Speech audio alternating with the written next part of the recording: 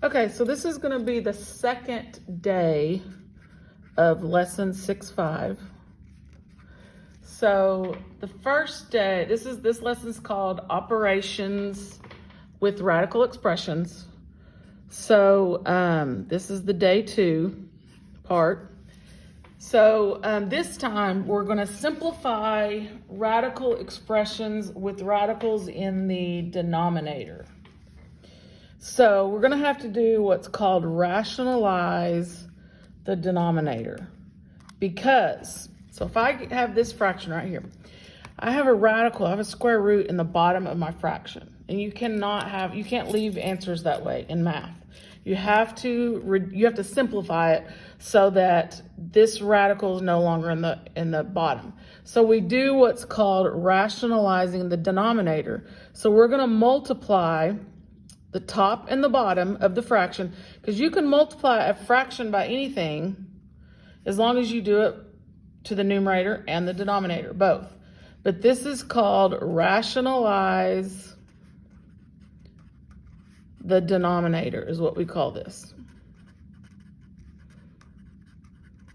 So the reason we want to do this is because we want our denominator to end up being a perfect square, so that then we can get rid of the radical, because we're trying to get that out of the bottom. So I'm going to go move it down just a little bit. So I'm going to do my top numbers. Remember, as long as my two numbers are under the radical, I can multiply them. So I can multiply 7 times 3. So that's going to be the square root of 21. Then I can multiply this 3 times 3, square root of 9. Well, see, that made me a perfect square. So now, and then 21 won't simplify. You're not going to change it to a decimal. You're going to leave it like that. And then square root of 9 is 3. And then what you got to be careful of here is 21 over 3, you might think you can reduce that because 3 does go into 21. But because 21 is under a radical, 3 is no longer under a radical, you cannot reduce this. So that is your final answer on that one. All right, number 2. This video is going to cover 1, 2, and 3. Okay, so number 2 is the same type of problem. It just presents differently, starts differently. So they've got it under one big radical. Well, that's the same as having each under a radical. Those two things mean the same thing. So now we're back to where we were in the first one. We've got to rationalize that denominator.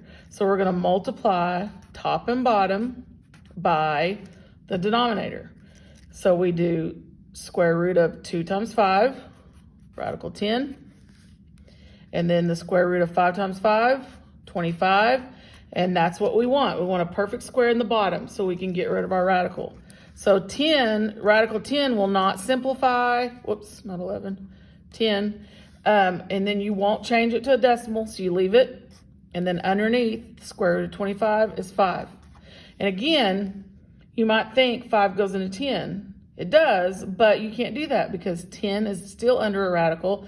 5 is no longer under a radical. So those are two different types of numbers, so you can't reduce them with each other.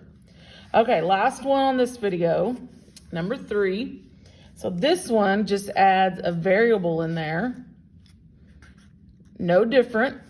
It's the same thing. You still need to get this radical off the bottom. So you're going to multiply top and bottom by whatever the denominator is. So now we're going to do the square root of 5 times 7, which is 35, and then you have just a y. Don't leave off the y. Then on the bottom, you have a 7 times 7, 49, square root of 49. And then remember, this is your exponent rules. If I have a y times a y, that means y to the first, y to the first. That's the product rule, so that's going to be y to the second. So now we reduce it or simplify. 35y will not simplify, so it stays radical 35y. And then the bottom now becomes square root of 49 is 7. Square root of y squared, remember when we did these? You take the exponent, and this is a square root, so you would divide the exponent by 2, which just leaves y. So whenever you put these in as answers in ALEKS, remember, these are fractions, so you'll hit the fraction button that they have over in the toolbox. Then on these, you'll do a radical on the top, put whatever's underneath, and then go to the bottom of your fraction and type in whatever's on the bottom. Okay, so that's 1, 2, and 3 on this day 2 of 6-5.